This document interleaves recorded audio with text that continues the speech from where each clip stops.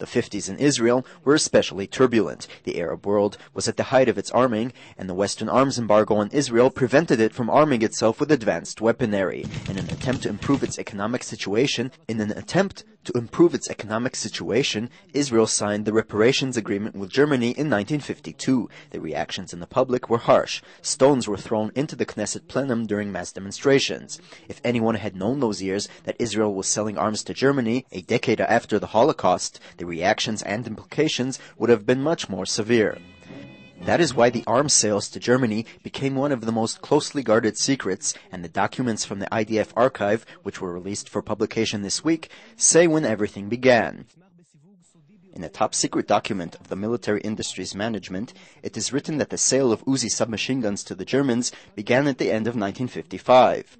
The Uzis were then given to the people from Mauser, where they underwent technical and production tests. The German army was rebuilt from the ground bottom onwards, and they needed everything from the point of weapons and equipment, clothing, and so on and so on. Among other things, they needed a new submachine gun.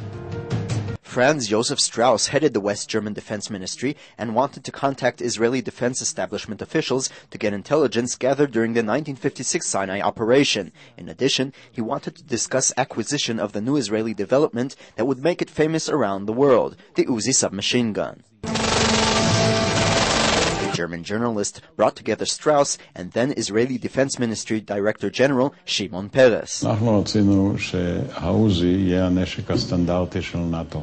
והדרך הנכונה להכניס את זה באותה תקופה, לפני שכל האחרים היה להם נשק אחר, היה גרמניה. סיפרו שבאותה פגישה ב-56 שהגעת וככה נתת לו מתנה רובה מסוג עוזי. אתה זוכר את כל האירועים האלה? כן, אבל גם קיבלנו מתנות בחזרה. היום מותר לספר שהטיל הראשון שקיבלנו היה מגרמניה. לא פרסמנו את זה. The Uzi he gave Strauss was immediately tested. 2 weeks later, he ordered the Defense Ministry to procure 35,000 Uzi submachine guns. At the beginning of 1958, ships began to leave Israeli ports laden with Uzi submachine guns and bound for Germany. The distribution in the German army had begun. The Israeli Defense Ministry hoped for an additional order of 15,000 and followed closely the absorption of the Uzi in the German army. Due to the fear that the classified transmissions from Germany would be picked up, Franz Josef Strauss was given the codename Ostrich. Then, stories of the deal began to surface in the German press. And when one of the papers printed this photo of Strauss holding an Uzi, people in Israel started to worry. 5 years after contacts began, the Israeli public first heard about it. No one in Israel in the 1960s knew that contacts had been going on for many years. But the street was up in arms. Caricatures of Ben-Gurion abounded, in which he was portrayed as the one responsible for the entire deal. הוא היה נחוש בדעתו לקדם את העניין הזה חרף הביקורת הרבה, חרף ההפגנות הגדולות, משום שהייתה לו תפיסת עולם מאוד ברורה, גרמניה היא האויב של אתמול, הערבים הם האויב של היום. But the press back then was unconvinced and spouted tough headlines against the deal, which was dubbed the Deal of Shame. When Strauss arrived in Israel, mass demonstrations were held against him and Peres.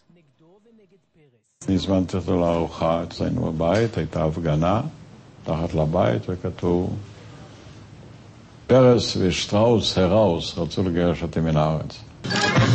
Things calmed down at the end, and the security ties between Germany and Israel just got tighter and tighter. In the last few months, an exhibition has opened in Germany portraying the history of the Uzi in the German army, where it has served for almost 50 years and is still firing.